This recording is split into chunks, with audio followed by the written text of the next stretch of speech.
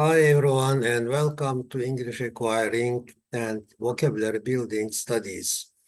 In the previous video, we have studied plenty of vocabulary and we are proceeding with new words and phrases. Yes, I hope we are proceeding on our way successfully. Shall we remember some of them? For example, offer. Yes, offer offered the trust to the heavens, the earth, and the mountains, but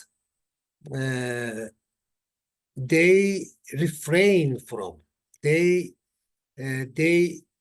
shrank. Yes, they shrank from it. However, human being took it over. Sorry, yes, undertook it. A human being accepted it or received that offer, that trust, and it was the trust. Okay, yes, I think we will begin. We will begin with a summary of the first video of this new format. And for example, there was another word, illuminate or elucidate. Yes, elucidate, illuminate, shed light upon something. And what else were there? I think we can remember them as well while we are studying the other new words. Yes. Okay, all right. Anyway, yeah, this is the summary, a brief summary of the first presentation. Okay.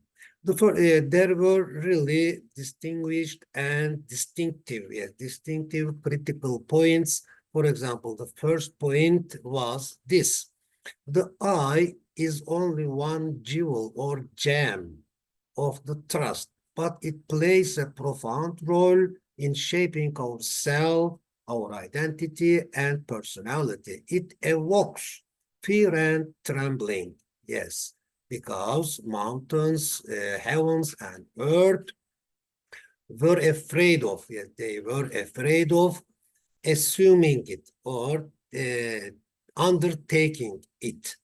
Yes, profound role. It plays a profound role, which requires intellectual and deep thinking, contemplating, which requires contemplating.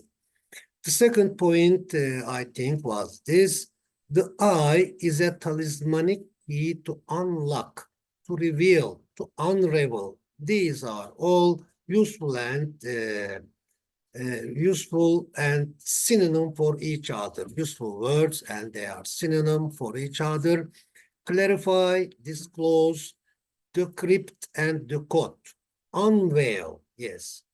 Okay. The I or ego is a talismanic key to hidden treasures of creation, but it itself a riddle, a puzzle which needs to be solved, which needs to be unraveled, unveiled, decoded. Yes. When it is disclosed, it discloses the universe and the treasures of the necessary world or the essential realm. Okay, the third point was this: getting to know the nature or essence of enigmatic I reveals, unveils, decodes, decrypts, discloses, clarifies, reveals, unravels, unlocks, yes, unfolds, yeah, unfolds,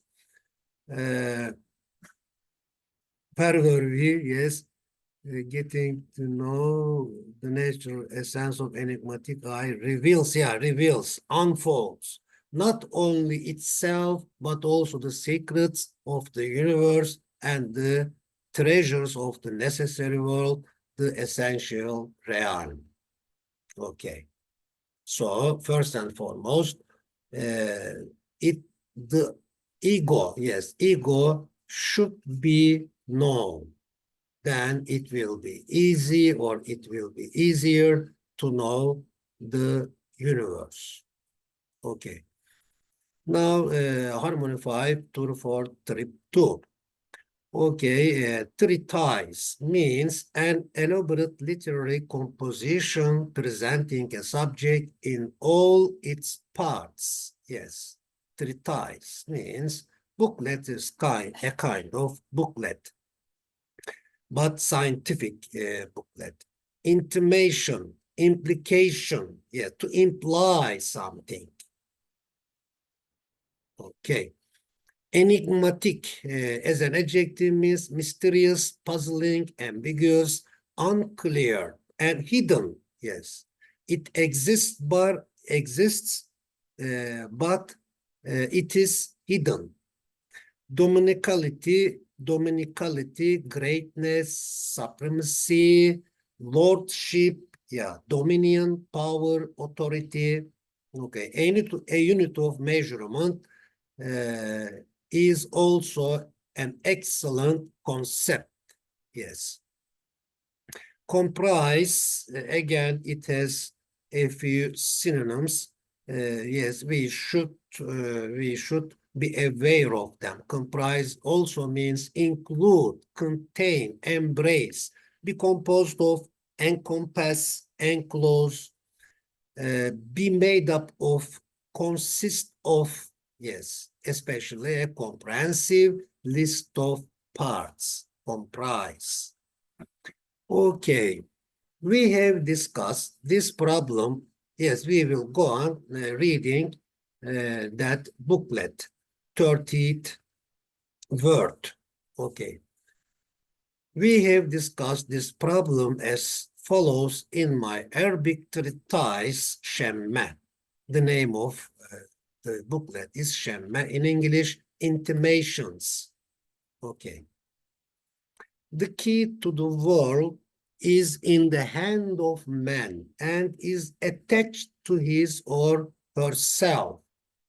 Yeah, this sentence reminds me of the idea that, for example, ego is a component of trust. It has many other elements, but many other maybe meaning layers, but ego or I-ness is one meaning layer of the trust. So ego is also a component, one facet, yes, one facet or one aspect of ourself.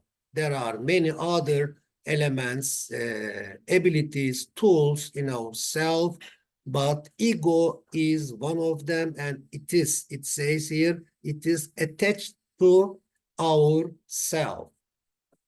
For while being apparently open, while it seems open, the doors of the universe are in fact closed. They need to be opened. They need to be opening with a key. They need a key.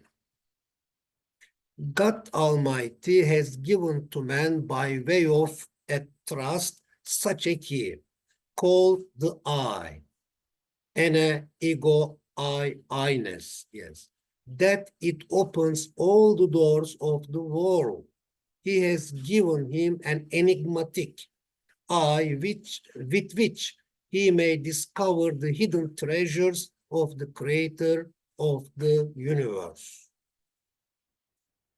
But the eye is also an extremely complicated riddle, strange riddle, and a talisman that is difficult to solve. Yes, do you remember? An amazing talisman, a wondrous talisman. When its true nature and the purpose of its creation are known as it is itself. So, passive sentence, so will be the universe.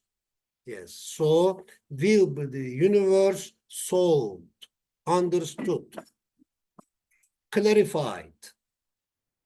Okay. The all-wise maker gave to man as a trust and eye, which comprises indications and samples that show and cause to recognize the truths of the attributes of and functions of his dominicality. So that there is a purpose here. What is the purpose? So that the eye might be a unit of measurement. Yes, I might be a unit of measurement. So the purpose of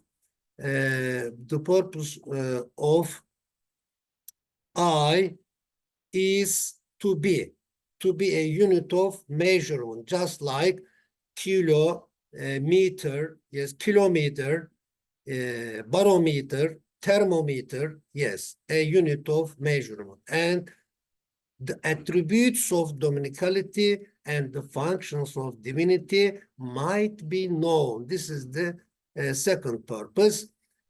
So that because it is a so that purpose clause. So the purpose is to know. In fact, the ultimate purpose is to be able to know functions of divinity. Yes. To know the attributes of dominicality and functions of divinity. Yes. So that they might be known. Okay. However, it is not necessary for a unit of measurement to have actual existence. Like hypothetical lines in geometry, a unit of measurement may be formed by hypotheses and suppositions. Yes, for example, we imagine that, for example, somebody draws a horizontal line and then he or she draws a vertical perpendicular line on it, and the degree is 90 degree. Okay. By imagining, so they represent something else. Okay. They are not for themselves. It is not necessary for its actual existence to be established by concrete knowledge and proofs. For example, if our subject were talking about an apple, because it is concrete, we have to have concrete, visible knowledge about the apple, about the branches, flowers, trees, and the shape of the apple. But for example, let's think of a number, for example, 1. It is abstract.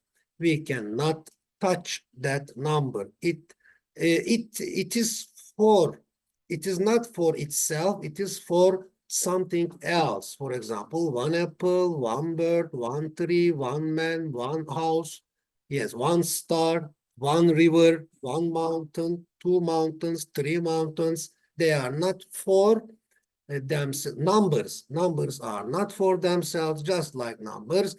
Letters of the alphabet, they are not also for themselves. They are for something else. They represent, yes, they appear, they exist for another or for others, for another thing. Yes, abstract. One is abstract. Pictorial. Picture of an apple is semi-abstract. Yes, because at least there is the shape of an apple.